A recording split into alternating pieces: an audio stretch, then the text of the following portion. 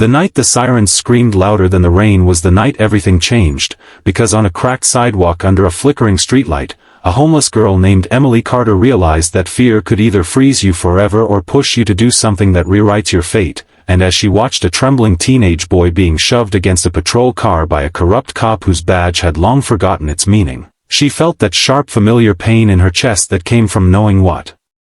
it felt like to be powerless, ignored, and disposable. And before this story pulls you any deeper into the cold streets and broken lives, if you believe in kindness, second chances, and standing up when it matters most, take a moment to like this video, subscribe to the channel, share it with someone who needs hope today, and tell us in the comments where you're watching from, because your support keeps stories like this alive and reaching the people who need them the most. And now imagine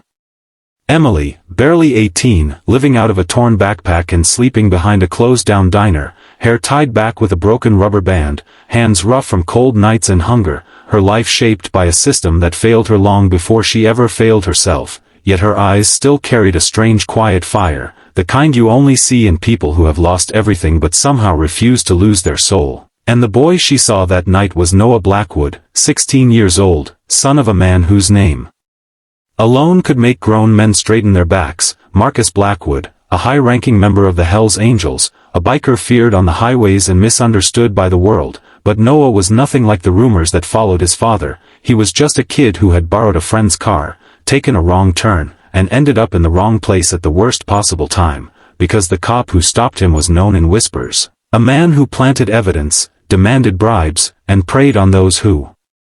looked weak or scared, and Noah, with his clean face and nervous hands, was exactly that, weak in that moment, scared in a way that made his voice shake when he tried to explain himself. And Emily saw the glint of something being slipped toward the boy's jacket pocket, saw the calculated cruelty in the officer's movements, and in that second her past crashed into her present, memories of social workers who never came back, of adults who turned away, of nights she cried silently because no one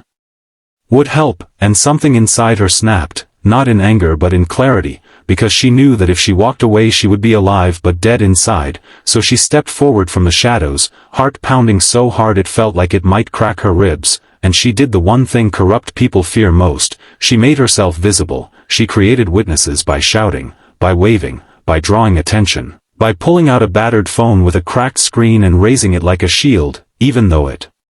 barely worked, and the cop's confidence wavered just enough for the moment to break, just enough for nearby doors to open and windows to light up. And that hesitation saved Noah, because the planted evidence never made it where it was meant to go, and within minutes the cop retreated under the weight of eyes and the risk of exposure, leaving Noah shaken, free, and alive, while Emily collapsed back onto the curb, shaking not from the cold this time but from the release of terror she didn't know she'd been holding. And Noah never forgot her face, the dirt-smudged cheeks, the fierce tired eyes, the way she stood between him and a system that didn't care if he was innocent. And when he got home that night he told his father everything, every detail, every second, and Marcus Blackwood listened in silence, the kind of silence that carries storms inside it, because Marcus knew that the world saw him as a monster, a criminal, a threat, but he also knew what loyalty meant, what honor meant,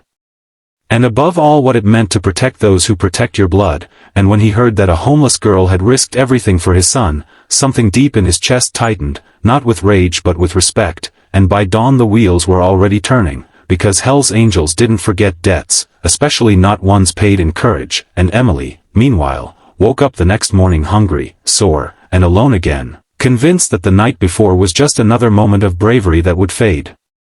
into nothing, because that's how life had always treated her efforts, with silence and indifference. But that afternoon the ground began to tremble, first faintly, then unmistakably, the sound of engines rolling in like distant thunder, and people on the street started to stare, to whisper, to step back as bike after bike appeared, chrome flashing, leather jackets heavy with patches, until nearly 200 Hells Angels filled the street around the abandoned diner, a sight so overwhelming it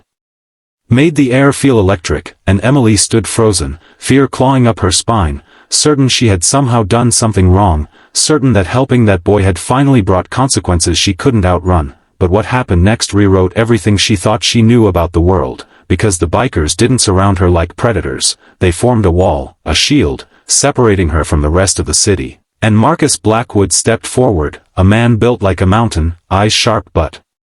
tired, and instead of anger there was gratitude in his expression, a rare softness that didn't belong to the stories people told about him, and in that moment Emily understood something profound, that goodness doesn't always come wrapped in clean suits or gentle smiles, sometimes it roars on two wheels and wears scars proudly, and over the next hours, her life shifted in ways she couldn't have imagined, because those bikers didn't just thank her and leave, they acted, the way they always did. Decisively and completely. They arranged medical care for the bruises she'd ignored, warm food that made her hands tremble as she ate, clean clothes, and a safe place to sleep for the first time in years, and more than that, they made noise about the cop, not violent noise, but the kind that exposes rot, the kind that forces investigations, cameras, accountability, and within weeks that officer was suspended, his past actions dragged into the light by people who refused to let power hide behind a badge, and Emily watched it all unfold with disbelief, struggling to accept that one brave moment hadn't just saved a boy, it had sparked a chain reaction that held people accountable and protected others she would never meet, and as days turned into weeks, the Hells Angels didn't disappear from her life, because Marcus made sure she had options, education programs, counseling, a job connection through a mechanic who owed the club a favor, and slowly, painfully, Emily learned how to trust help without feeling like it would vanish the second she leaned on it, and Noah, now safer and wiser, carried the weight of what almost happened with a new sense of purpose, volunteering, speaking quietly to kids who felt invisible, honoring the girl who reminded him that courage isn't about power but about standing up when you're terrified, and Emily's journey wasn't suddenly easy or perfect, she still battled nightmares, still flinched at sirens, still had days where the old hopelessness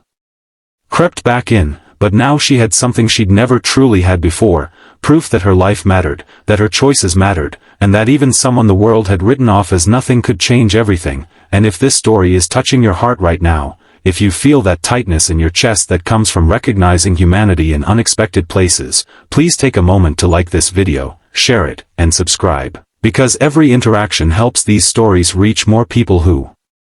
need to believe that compassion still exists. And just before this story ends, I want to ask you something simple but powerful. Please comment below with one word that describes how this story made you feel, because your words remind others that they're not alone. And as the engines eventually faded from that street and life moved forward, Emily Carter stopped being just a homeless girl in the shadows and became a living reminder that bravery doesn't ask for permission, that help can come from